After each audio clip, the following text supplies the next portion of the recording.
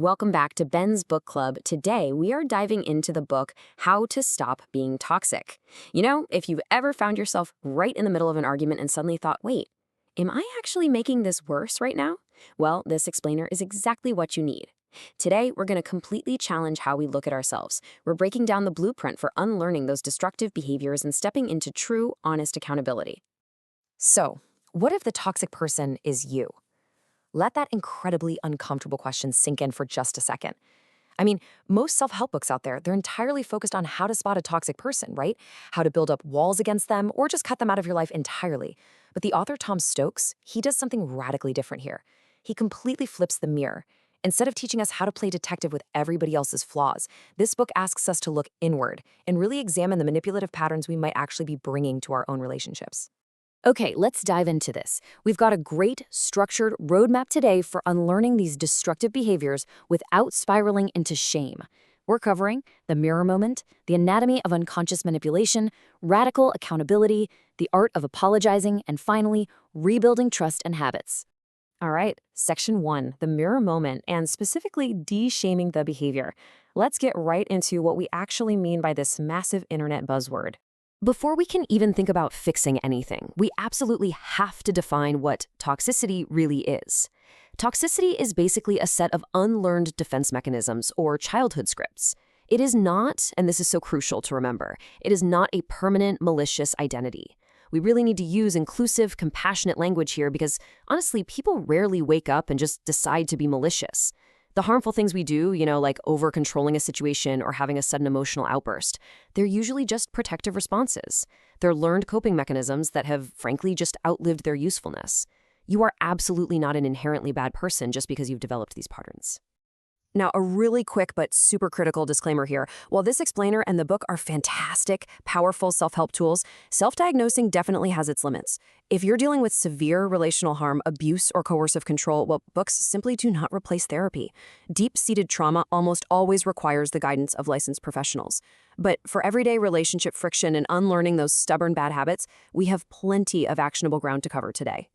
Moving on to Section 2, Anatomy of Unconscious Manipulation, or Identifying the Patterns.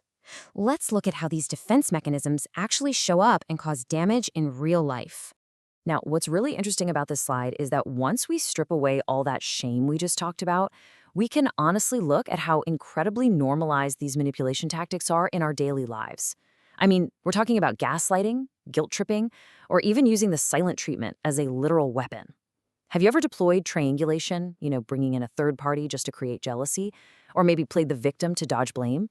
I'll be honest, just the other day, I caught myself acting like a total martyr instead of simply asking my partner for help around the house. It is deeply uncomfortable to admit, but recognizing the tactic, that's step 1. And this brilliantly illustrates the massive difference between what's happening on the outside versus the inside. Think of these tactics kind of like the branches of a tree, right? On the surface, we see that outward toxic reaction, the defensiveness, the twisting of words, the whole blame game. But beneath the surface, hidden way down at the roots, are these unmanaged internal fears like the fear of abandonment or low self-worth. We're basically just trying to manage our own deep insecurities by controlling the narrative or entirely shutting down our partners. So, Section 3, Radical Accountability. This is all about stopping that spiral and shifting our focus to just how physically and emotionally tough it is to actually admit we're wrong. So how on earth do we actually stop it? Stokes puts it perfectly. Say goodbye to blame games and hello to accountability. Look, when someone calls us out for bad behavior, our gut reaction, like our immediate instinct, is to go into this massive defensive spiral. We gaslight or we say things like, well, I only did that because you did this. We do that to avoid the crushing heavy weight of guilt. But true transformation, that requires swallowing our ego, staying totally calm during conflict, and really leaning into the extreme discomfort of just being wrong.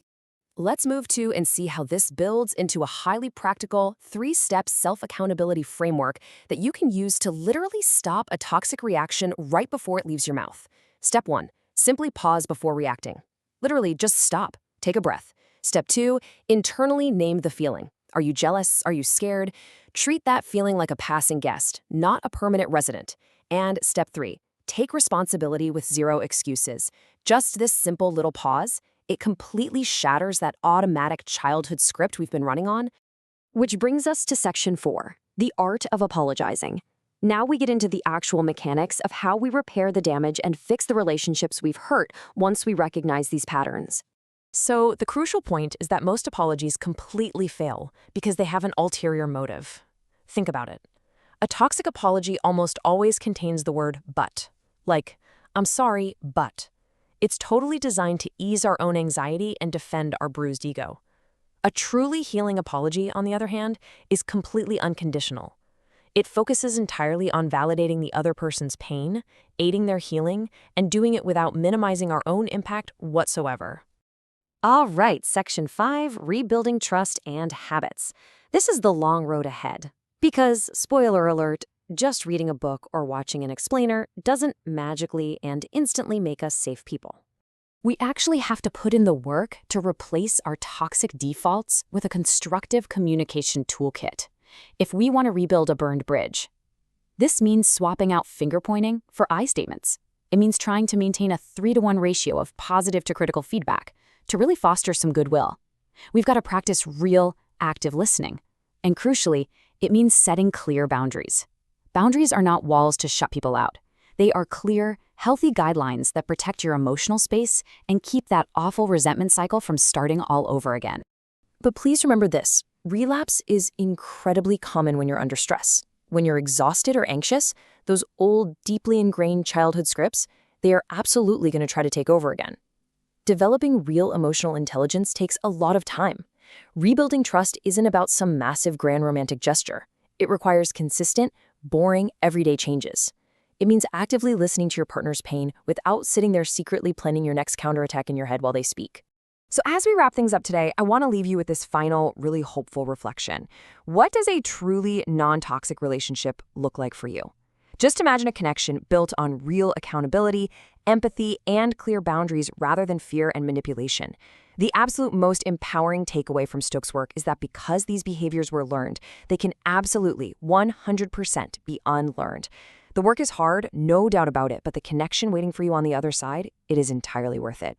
Thank you so much for joining me on this journey of self-reflection today, and subscribe so you don't miss an episode.